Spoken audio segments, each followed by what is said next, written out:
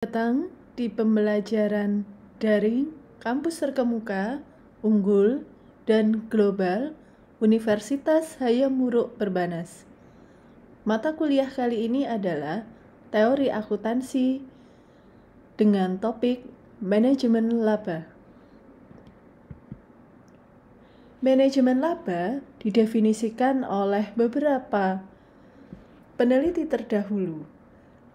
Peneliti yang pertama, yaitu dari Scott, mendefinisikan bahwa manajemen laba atau yang disebut dengan earnings management adalah pilihan yang dilakukan manajer dalam menentukan kebijakan akuntansi untuk mencapai beberapa tujuan tertentu. Ada juga penelitian dari Healy dan Wahlen yang menyatakan bahwa manajemen laba terjadi ketika para manajer menggunakan keputusannya dalam pelaporan keuangan dan dalam melakukan penyusunan transaksi untuk mengubah laporan keuangan, baik untuk menimbulkan gambaran yang salah bagi stakeholder tentang kinerja ekonomis perusahaan ataupun untuk mempengaruhi hasil kontraktual yang bergantung pada angka-angka akuntansi yang dilaporkan. Dari dua pendapat tersebut, dapat disimpulkan bahwa manajemen laba atau earnings management adalah suatu usaha atau upaya untuk mengatur pendapatan atau keuntungan demi kepentingan-kepentingan tertentu yang dilandasi oleh faktor-faktor ekonomi tertentu.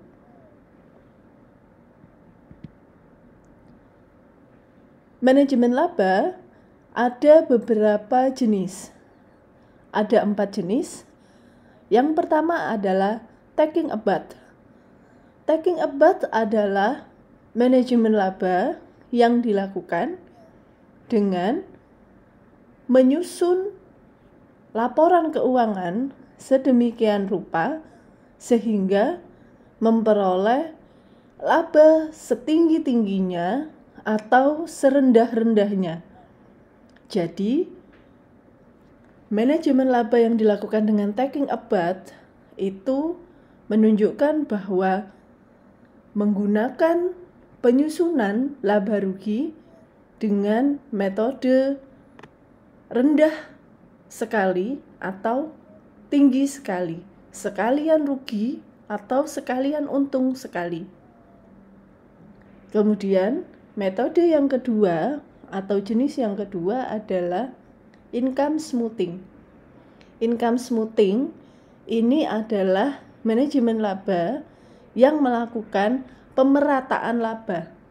Pemerataan laba maksudnya adalah setiap periode laba diusahakan tidak terlalu tinggi atau tidak terlalu rendah. Jadi, setiap periodenya dari tahun ke tahun, labanya relatif stabil. Itu yang disebut dengan income smoothing. Kemudian, jenis yang ketiga adalah income minimization. Jenis yang ini adalah memanajemen laba sehingga memperoleh laba seminimal mungkin. Jenis ini berkebalikan dengan jenis yang keempat, yaitu income maximization, yaitu mengelola laba atau melakukan manajemen laba dengan meninggikan laba di periode berjalan. Itulah tadi jenis-jenis manajemen laba yang biasa atau sering dilakukan di industri atau di perusahaan. Nah, berikutnya, lalu apakah sebenarnya tujuan dari manajemen laba itu? Manajemen laba erat kaitannya dengan yang namanya bonus. Nah, manajemen laba ini biasanya terkait atau bersinggungan dengan teori agensi, di mana manajemen laba ini biasanya dilakukan dengan tujuan untuk memperoleh bonus.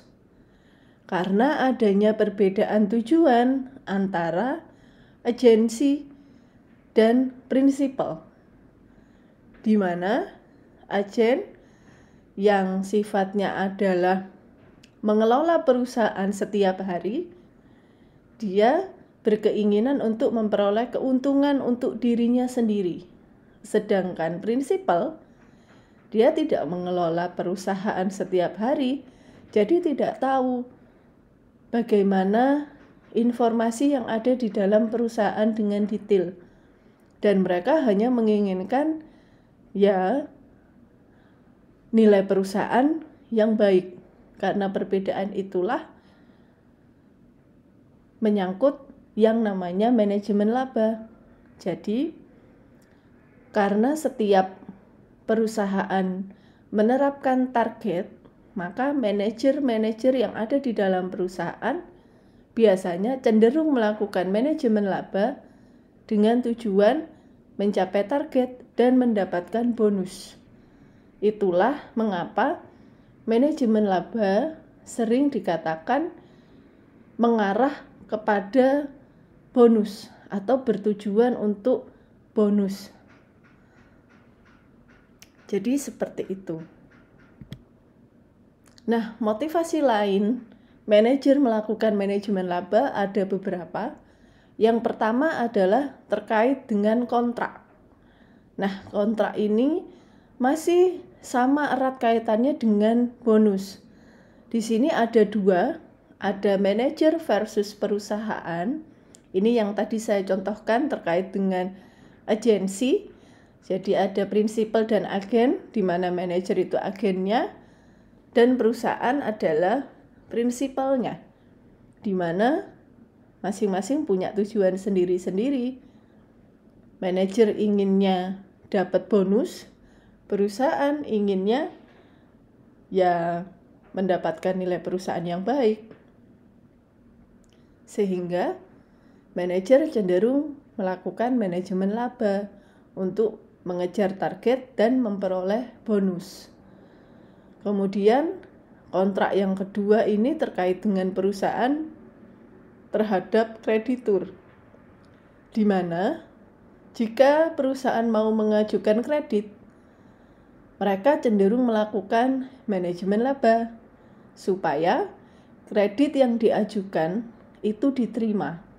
Jadi tidak mungkin perusahaan melaporkan apa yang sebenarnya terjadi di dalam perusahaan, karena mereka kemungkinan besar tidak akan mendapatkan kredit.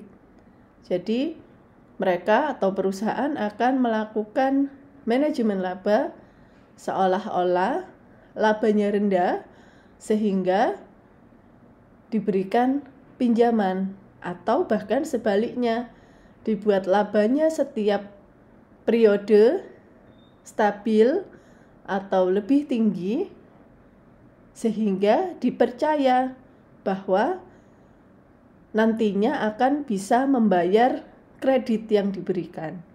Itulah motivasi pertama.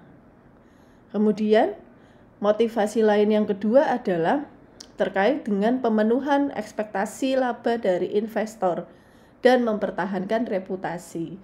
Jelas dong, manajemen pengennya investornya tetap percaya sama perusahaan supaya investor nggak lari dan perusahaan tetap mendapatkan dana dari investor.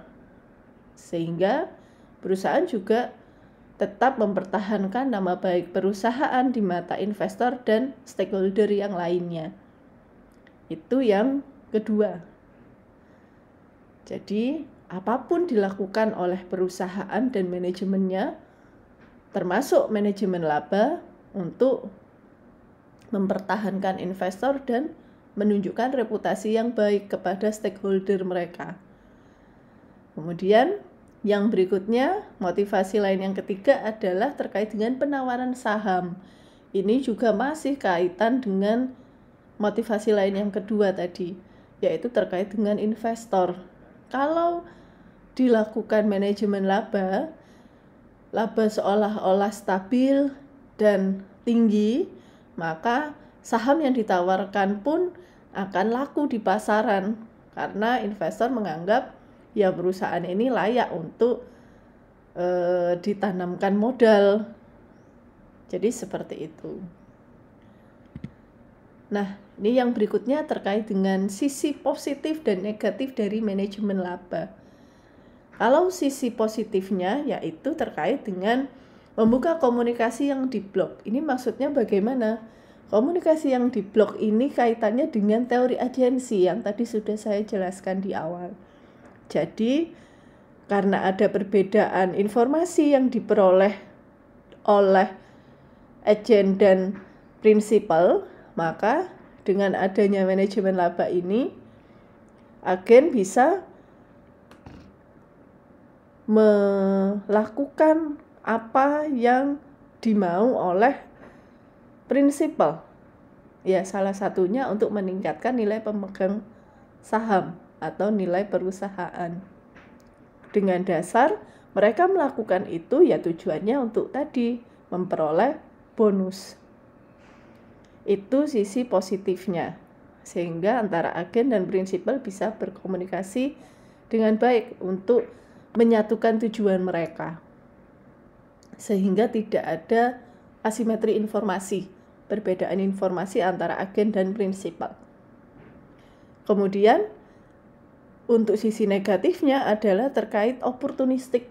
Jelas, karena dengan adanya manajemen laba, seolah-olah laba itu bisa kita atur sendiri. Mau kita tinggikan, rendahkan, atau sama ratakan setiap tahun itu kehendak dari setiap perusahaan. Boleh diatur bagaimanapun juga. Nah, itu sisi negatifnya. Kenapa dibilang negatif? Karena ya nggak ada yang benar, yang mana. Laporan yang mana yang harus dipercaya.